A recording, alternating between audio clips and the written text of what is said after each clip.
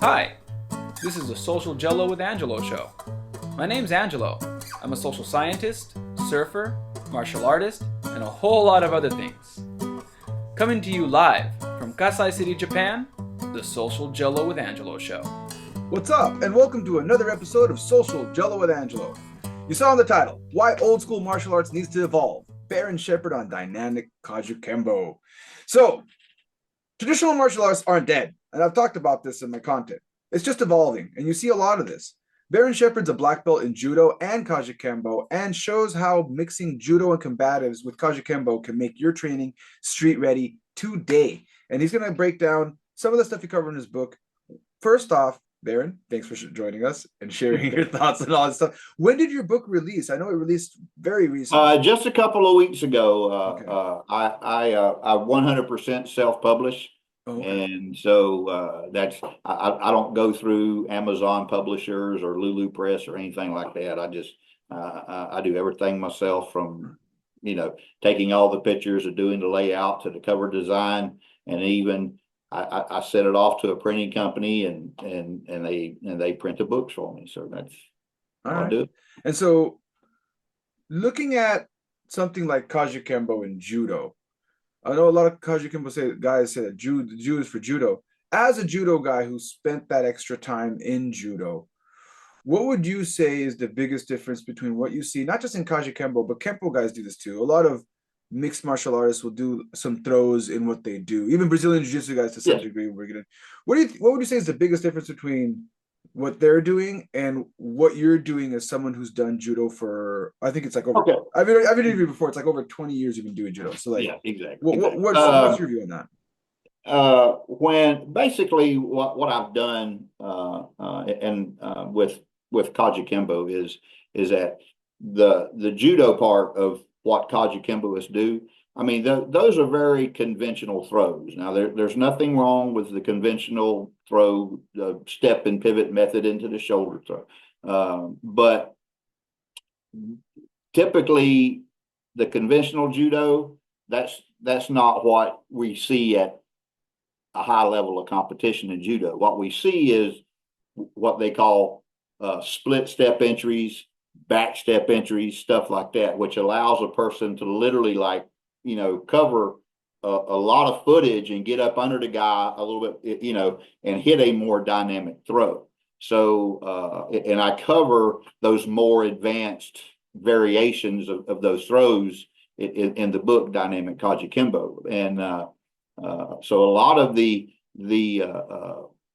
Kajukenbo and the Kempo based programs out there, they're really haven't been exposed to the more dynamic variations of the types of throws that these higher level judoka hit. And so that was the thing, and is like, I'm really detailed about the footwork and the different kind of entries you can use,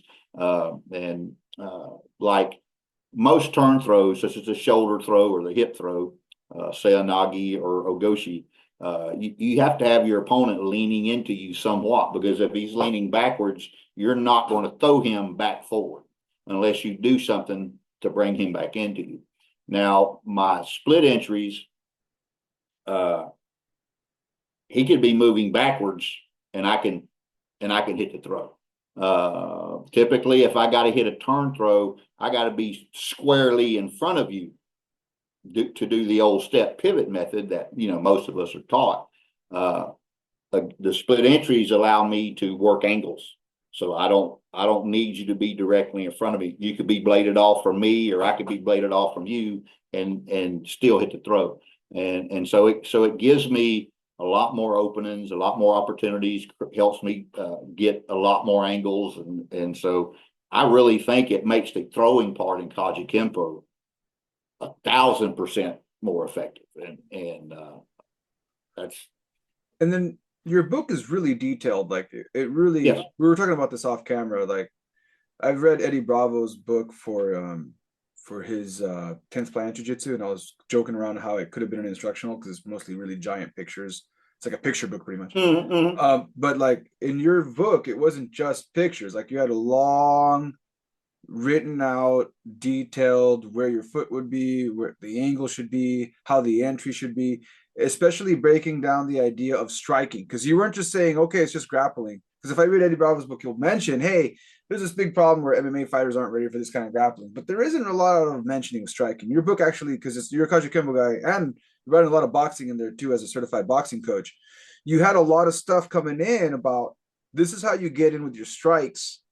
Now, this is where you set up the grab, and this is where you set up your footwork to do the throw.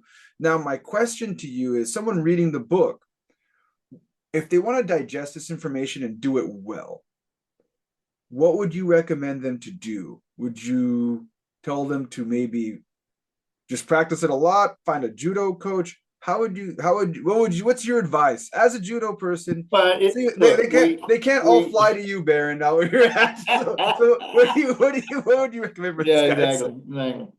Well, as always, there's probably over 1,000 pictures in the book, and there's literally thousands and thousands of words.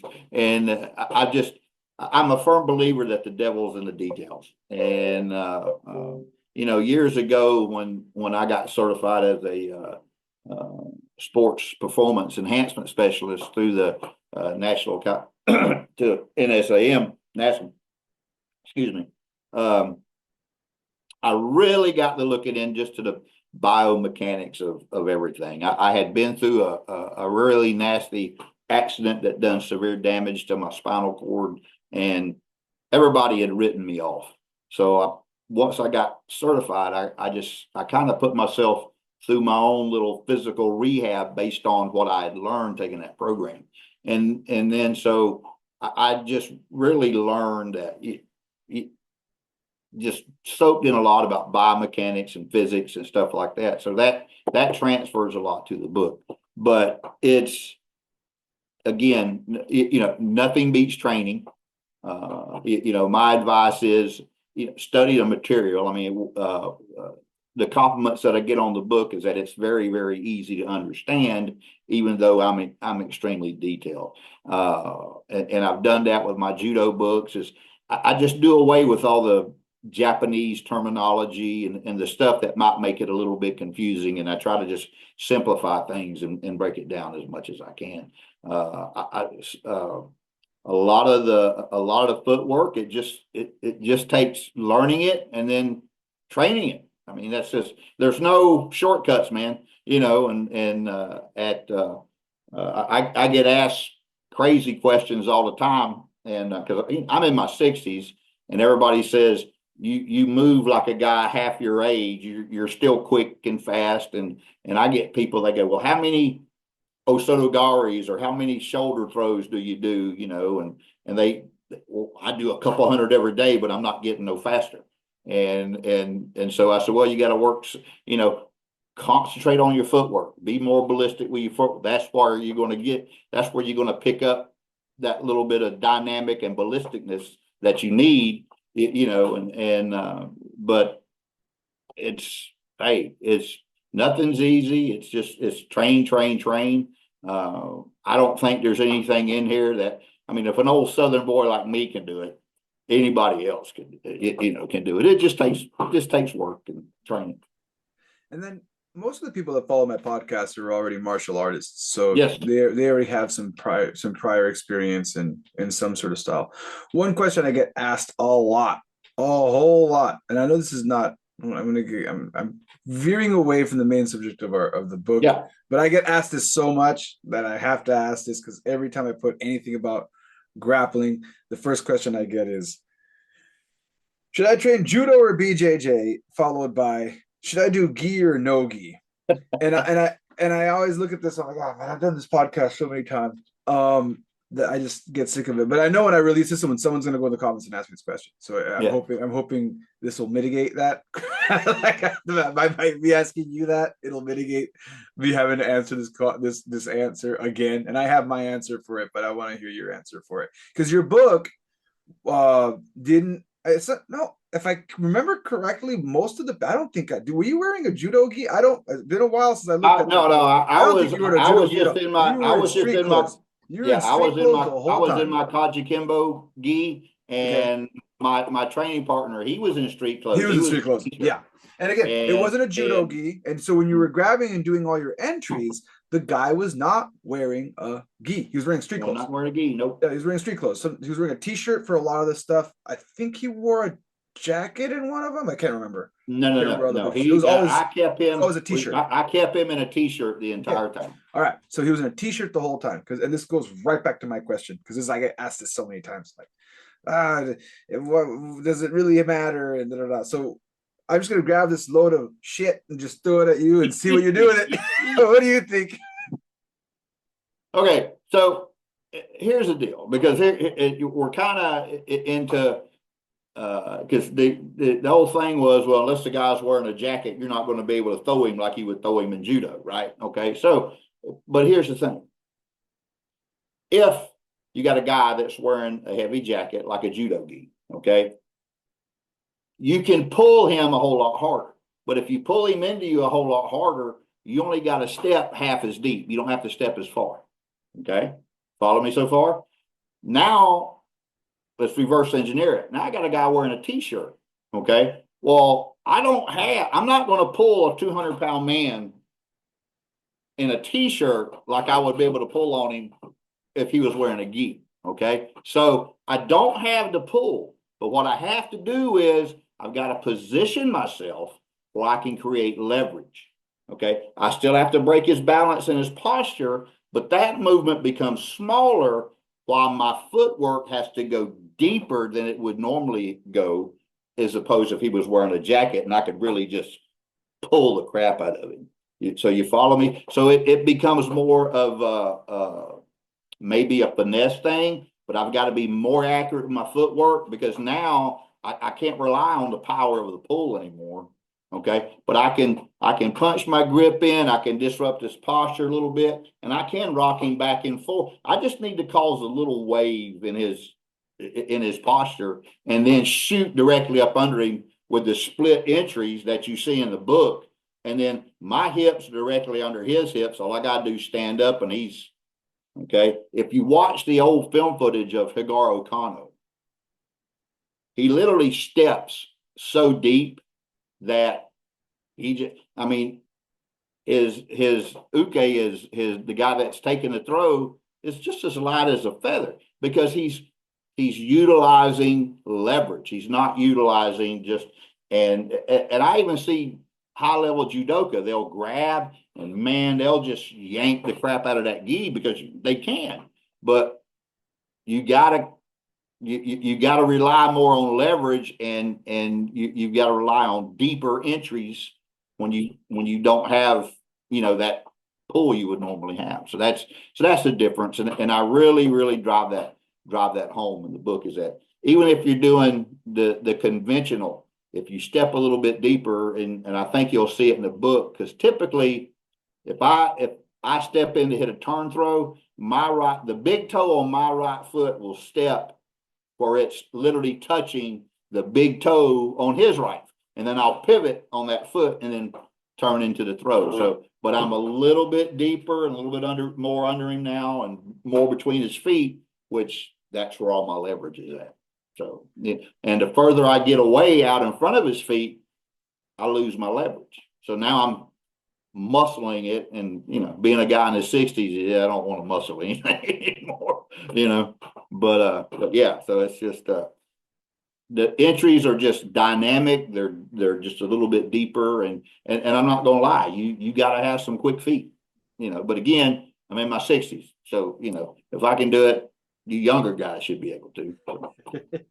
And again, you've been doing this for how long again? You've been doing judo for I started judo I was first exposed to it in 85. Okay. And and then Kajukenbo was just a little bit before that. So it's been a long time. 40 years of judo. So so what I want to say is, so a lot of people, I'm going to say it, people get mad, I don't care. It's like, people look at judo and they think it looks simple, and then they start doing judo and they start realizing real quick that even the simplest thing in judo is way more complicated than you anticipated once you start doing it. It's one of those. Well, you're not gonna improve more efficient, get more ballistic, get quicker, get faster, hit harder without physics and proper biomechanics. I mean, you're just not going to do it. So, and hopefully, because there's a lot of combinations in this book, and of course, if you look at boxers, okay, they literally have set combinations, and they run those things over and over and over. But look how efficient their movement is. So if we develop our own set combinations, like the ones I developed in the book, it's like, okay, run through them, run through them, run through them. And you will automatically start getting more and more efficient, with those movements required to get through those combinations. And I mean, I can literally throw a double jab or a triple jab, and on the end of that triple jab, punch my grip in, and I'm not breaking the flow or the timing of the combination. It's just boom, boom, boom, and it's it doesn't go 1, 2, 3. Then there's a little bit of a pause. Oh, I hit him with the throw. It's 1, 2, 3, throw. It keeps the same rhythm if I want it to.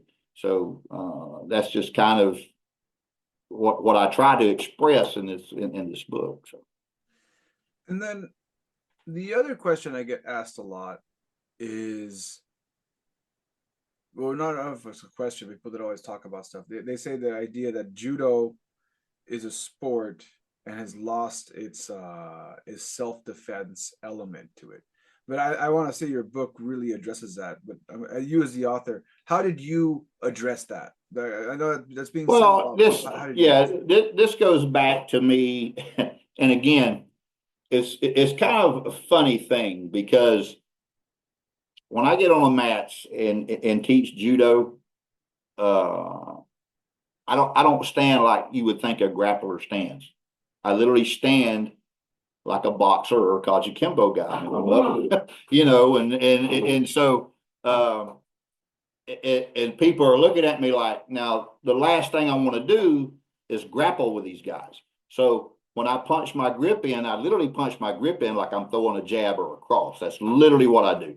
And so it's quick, and I've just trained myself. I'll get the grip quick, and then I'll come in and I'll cause that little break in posture that I need, and then my entry's there. Now, the funny thing is that I've got a really aggressive style of judo. Now that comes from my Kajukenbo. There's no, I don't the books that are written by judo, and these guys get real flat. Well, judo's about giving way, yielding, and garbage. And so I just, if I get my hand on you, as soon as I get my hand, I'm hitting a throw. And so, and the beauty is that if I get in a street encounter in the street, it's literally the same thing. Nothing changes. I'll make little micro adjustments, maybe depending on the situation, but there's no big major change in it. So the mindset of my judo comes from Kajukenbo. Now, a lot of times I've called it dirty judo because my next book coming up, I've got one. I'm writing a judo book, and I hit a osotogari, a major outside trip. But as I'm coming in, I catch them right across the ribs of my elbow, okay, and then I headbutt them, and then I hit them with the osoto, and so I've taken to calling that dirty judo, but that kind of comes from my Kajukenbo background. Now, here's the interesting thing: is that the Kajukenbo made my judo a little bit aggressive and a little bit nasty, okay, and then my judo kind of cleaned up my Kajukenbo a little bit. So I got. I mean, it was kind of a weird flip flop, but it's one that I enjoy, and if it hadn't have been there, I don't think I'd have written Dynamic Kajukenbo. It's because I thought, what, let me introduce these elite variations of these entries and see if somebody does something with it, and so but kind of looking at the martial arts landscape and putting our focus now on not so much the grapplers, but back to the strikers, the Kempo and Kajukenbo guys. What do you think already there from your observation, what are the two most popular takedowns that you feel that come from judo or look like judo? Because I don't know, you're a judo guy, so you know better than that's just out there. That you've seen, typically that you've observed. And then Well, I know yeah, you're gonna want to, you're gonna want to use the Japanese terms, but if you can break it down in layman's for yeah, those exactly. Well, non-Japanese. I mean, let's look at, we were talking about UFC earlier and those guys. I mean, you've seen some guys hit some beautiful throws in the UFC, hip throws, Uchimata. I mean, you've seen them, and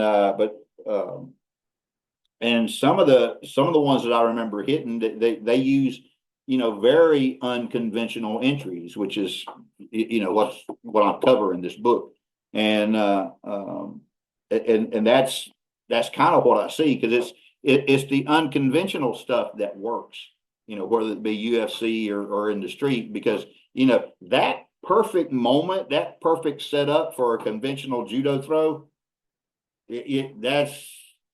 it's gone in the blink of an eye. So unless you're, whereas this one, it's like, okay, I mean, I literally do not care how a person's standing, what direction he's moving in. I can go into a throw, and I'm not saying this to my horn, I'm just using an example, but just as easy as I can throw a jab, I can shoot a throw. So, and a turn throw, whether it's Uchimata or Ogoshi or shoulder throw or whatever. And probably, yeah, I mean, the UFC comes to mind. I mean, because, we've had a handful of people that have been there that have they've hit some really dynamic throws in the cage, in the octagon. So, and what would you recommend? Because there's so many throws for someone who doesn't have a lot of throws in their arsenal. Where would you recommend they start? What top 3 throws would top you 3? say? Oh, that's easy. That's easy. One is Osoto Gari. Okay, that's the first one, and I would literally learn to do that off a jab. I've got, when it comes to judo, I've got a very one-handed style. You will not see me take a sleeve and lapel grip. Typically I get that area right here at the armpit, and that's where I grip. And the other hand is to keep the opponent's hands off of me until I get ready to go in. And so I've got a very one-handed style. So, and that's kind of allowed me to, if I was in a street situation, jab to the face, then pop the shoulder, grab, and then go in for a takedown. And that's kind of really basically how I'd set that up. And so I would say Osoto would be first. Okay. And then probably Ogoshi, like a good turn throw. Any of the turn throws would be good. Ogoshi or hip throw or shoulder throw. And then have a throw to the back, have a couple of throws to the front, a couple of turn throws, okay, and then have something to the other side. And that could be another Osoto to the left side as opposed to the right side. So and that would be my advice. It's like just have 2 in the front and have 2 that you could just take them straight to the back, and that would be it. And typically I typically teach Osoto first, then we go into Ogoshi, and then we're hitting a split entry type, Seoinage. And a fourth one, and this is an old military throw, would be the reverse hip throw, which is basically I go in and I step directly behind you and I throw you over. Yeah, exactly. So and so those are the 3 that I would think would be the best to learn. And the reason I like the reverse hip is because you've really got to have a quick entry, be able to step behind the guy, get your hips behind him, and then throw him. I mean, you got to be quick, So that's, and these are old throws that were in combatives manuals from World War II, literally up until now. The specific entry that I do, it's nothing new. It was in the old hand-to-hand combat manuals up until the 70s, and then for whatever reason they took it out. But it was the best entry they had, and it was just a very dynamic move. So, but that was because it was quick, it was gross motor. You didn't have to think anything about, but it shows it. I mean, you pop them right there in the front of the shoulder, and you're able to disrupt their posture, and that's what you're looking for. You can't throw anybody if they're still in good posture. You got to disrupt that posture somehow, and that's I think that's the biggest thing is that people forget is that if I'm in a good athletic posture, you're not going to throw me. You've got to break that. You got to get my head beyond my feet somewhere in some direction, because if you can't do that, or I'm able to adjust fast enough, you're going to have a harder time throwing. So now that we've covered the dynamic judo, I mentioned combatives, and Yes. the way you come at combatives is really different from so far anything I've seen. I've seen it come up once a long time ago, but you're the first guy in a while that I've seen bring up the tomahawk, Yeah. axe, the combative axe. And I guess let's start with, why did you pick the tomahawk? Why did you pick the combative axe? Well, okay, all right. So, Kajukenbo, guys. I mean, there's two things I love. Well, I love my daughters more than anything, but a close second. A very close second. Depending on if I'm mad at them Depending or on not, the day. They're liable to interchange sometimes. But Kajukenbo typically, we're known for absorbing other martial arts, right? Okay. Now, typically that means for us, we have to what? Learn a new skill set. Okay. Now, not that there's anything wrong with it, but again, I'm a combatives minded guy. Okay. So I literally want everything to be so similar, whether it's sport, okay, whether it's on the street. I don't believe in making major adjustments. It's just, I want everything to be micro at the most.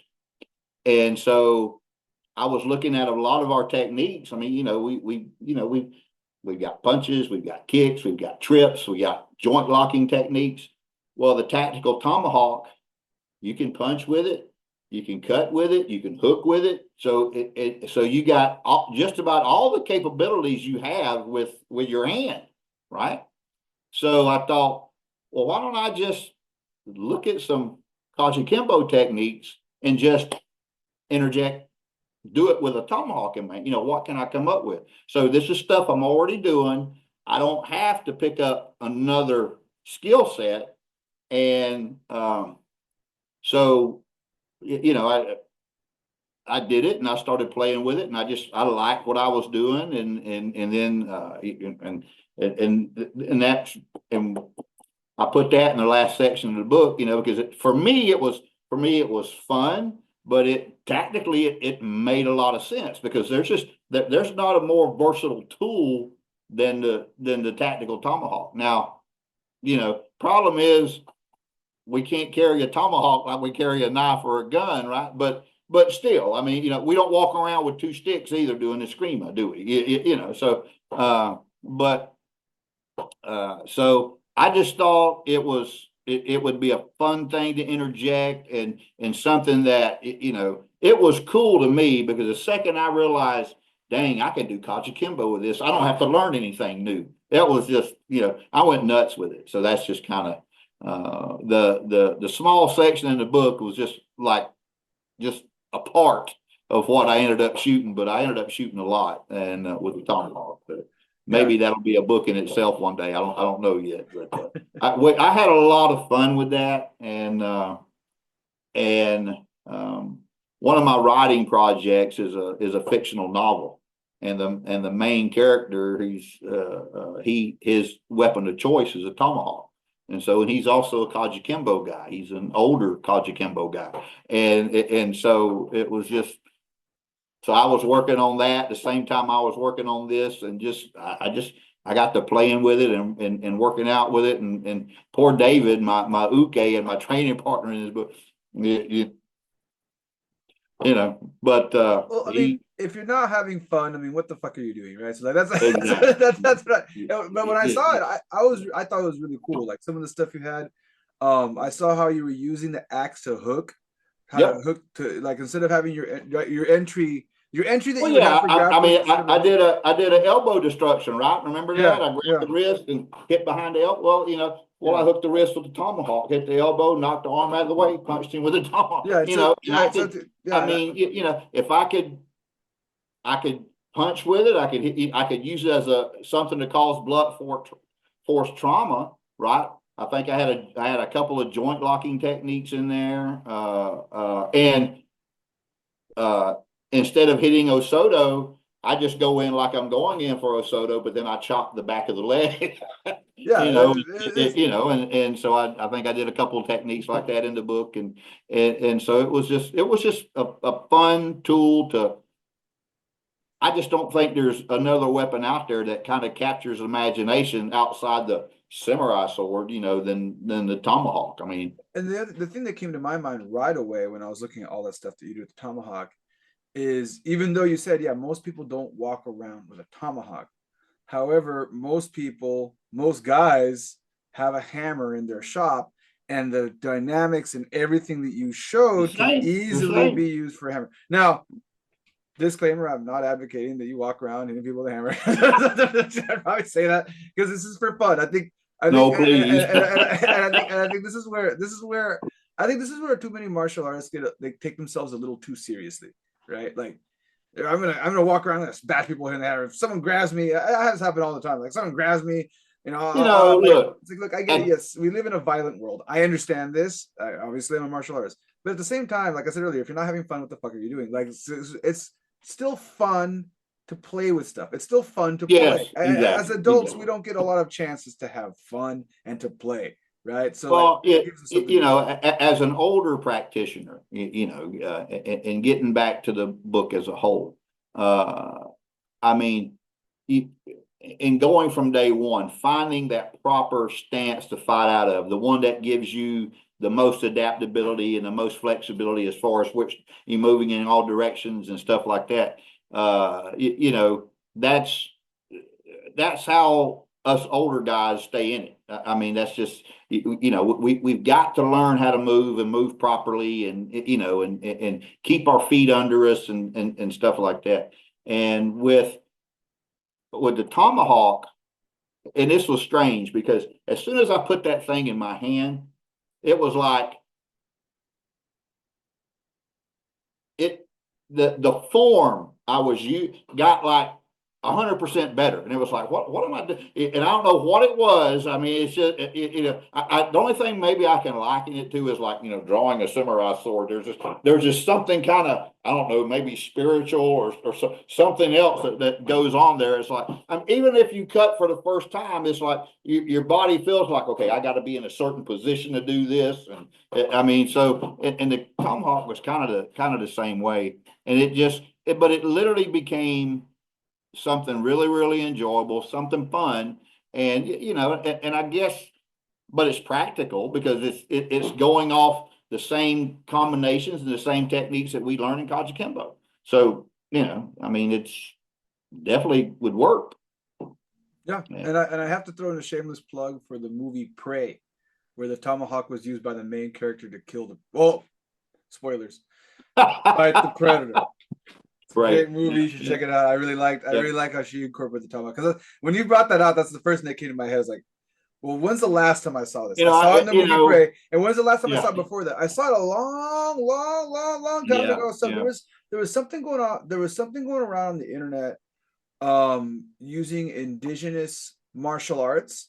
Yeah. And it came up. There was a person that said they said indigenous martial arts, and they showed the actual tomahawk, and they were talking about that. Well, there's like 3 times. There's even in my whole life. There's 3 times I've encountered it. One time was you. One time was the movie Prey, and then the other time was like years ago with the indigenous. But I thought it was. And I just thought the idea was, hey, this would look as versatile as the tomahawk is. I mean, You know, we can, I mean, like, okay, we can punch, so I'm punching with the head of the tomahawk. If I hit a hammer fist, well, I've got the butt of the handle in my hand, you know what I mean? And I can hook just like I'm grabbing an elbow or grabbing a wrist. And so, I mean, it was just, and then of course I can cut, you know, use it like a knife and cut. It was just such a versatile tool. It was just like, I mean, to me, that versatility just melded perfect with Kajukenbo because Kajukenbo is a very versatile art, and so I just don't think there's a better match, you know. And but you know, coming up, which was I'm quite a bit older than you, but coming up, you know, we had guys that pushed Native American fighting systems with the tomahawk stuff like and tactical tomahawk stuff, and I just thought it was a super neat thing to just combine it with Kajukenbo and just go nuts, you know, and so you know that's what I, you know, Well, like Michael Keaton said, you want to get nuts, you know. and I'm not going to tell you how to write, but I'm just saying, like, a post-apocalyptic character with a tomahawk would be pretty badass. I'm just going to leave it right there. Either way, so either way, It was, you know, altogether the book it took 2 years for me to do it. It was a lot of work, but it was a lot of fun. Shooting these combinations, I mean, good. I would, you know, poor David, he took a beating, but I was, you know, after every shoot, I was totally exhausted. And when I was wrapping it up, I just felt so fortunate because Sifu Gary Forbach and Grandmaster Mitch Powell, they got, you know, like you, all you guys got a preview of the book. And so to get Sifu Forbach and Grandmaster Powell's blessing on it and have them write something in that, so that was great because the whole book, and I don't know,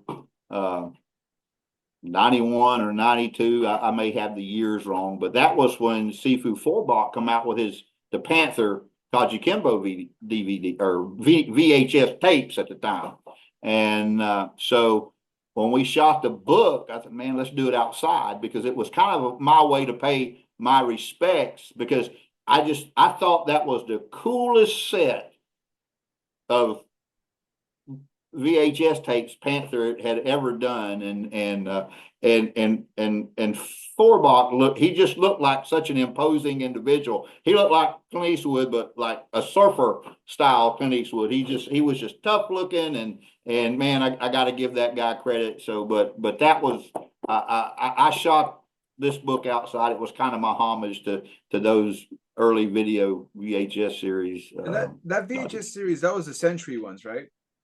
Panther did some, and then I think Sifu Forbach redid them later or something. And Okay, and but the Panther. Remember if the Panther ones were sponsored by the company Century or not? That's what I can't remember. I have no idea. I just have to, and I have to mention this because whenever this comes up, he's gonna go in the comments and mention it. If it is that series, I have to say this. Well, I'm sure he always remembers. says because he always says. I mean, I don't know who owned Panther, but you know, at that particular time, I mean, they were all over the place. They were in every. I don't think you could open up a martial arts magazine without seeing them in it. So. Oh, so it was a magazine? Well, they ran ads in the old martial arts magazines back in the day. I think there were. I mean, every single one they just you would see advertisements of them, you know, and all the video VHS tapes they were. Okay, so it looks like Panther Productions is a different one. Okay, good. Yeah. I don't have to mention it then. Yeah. Oh no, Century dabbled in filming their own training with Panther Productions. Yeah, I have to say it. Okay. Yeah. No, it is Century. Yeah. All right. I'm not talking badly about Century. I'm just saying that I'm. Oh no. I'm just speaking. Yeah. I'm just going to throw out what Forbach. Well, was. You know, those the reason Forbach came out with his own series later was because he didn't. How do I say this without getting into legal trouble? He was not compensated correctly for the original work he did with the Panther Century work, and he would employer, I forgot, use the wrong English there. Sorry, it's my second language. If you want the Kajukenbo to get him, please get him straight from Forbach, and please don't go through the Panther series. He's got his series. Well, he'll be properly compensated. I have to throw that answer there because every time it comes Well, up, you know, he'll look, be like, it- he gets and mad. as far as he gets mad, you rightfully know, so. yeah. And of course me now, Sifu Florbach, and he's a little bit older than I am, and of course, you know, the guys that introduced him to Kajukenbo or Grandmaster, you know, Emperado, and so for me, when he come out with those VHS tapes back then, that was like, oh wow, you know, it was on Kajukenbo's on the map, you know. So that was it. I mean, he was the first kind of outside of what I was already doing. It was whoa, you know, we gotten big all of a sudden, and so that was, you know, that was kind of the feeling back then. So when I was putting this book together, I was like, man, I always liked that, and because I really didn't have any other sets other than that one. But when that one came out, I mean, I bought them up at the time, you know. So yeah. So I hope he probably doesn't know it, but that's why we shot this, was for kind of pay homage to those series that he did, the first and the second one, because he shot the second one outside as well. So. Yeah, he shot the second one outside as well, and yeah. So I just thought it was cool, and it was just something that really to this day just stands out in my mind. And so when he decided to write the forward, I was elated, you know. So I'm glad he enjoyed the book, and he and Grandmaster Powell both. So I was really floored to get their blessing, big time. So wrapping up, where can people get the book? You can go to combatjudo.net, and right there in the menu, you'll see Dynamic Kajukenbo. Just click on it, and the order button will be right there. If I did my job, and I really hope I did, and if I didn't, Barron will yell at me and remind me that there should be a link. There should be a link at the end right here. It might have been there the whole time. Actually, the way I do it, it was there the whole time. So this will be in pre-production. I put the link in the very beginning. It says, okay. Go here to buy Barron's book, and you go right there. You click on the link; it'll take you straight. And Barron, being the post-production magic man that he is, he's gonna send me a link to that, and I'll have that all set. There's some off-camera talk on camera. Yeah, exactly. Saw a little behind-the-scenes look how I get my shit done.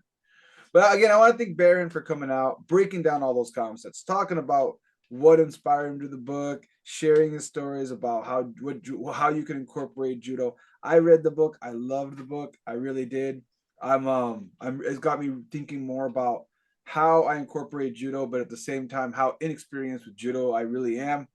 Even though I live in Japan, you'd think I'd know more judo in Japan, but yeah, those places are far. But yeah, it was a great book. I really did enjoy it. Check out the link, and also, when all else fails, do the Tomahawk. Yeah, if all else fails, if you're having a hard time with the judo, the Tomahawk stuff's really easy to pick up. Literally. The one thing I want to say about the book is it's not curriculum based. I mean, because everybody, the books that are out there that cover the curriculum, I mean, those guys, they did a fine job. I didn't want to compete in any way with that.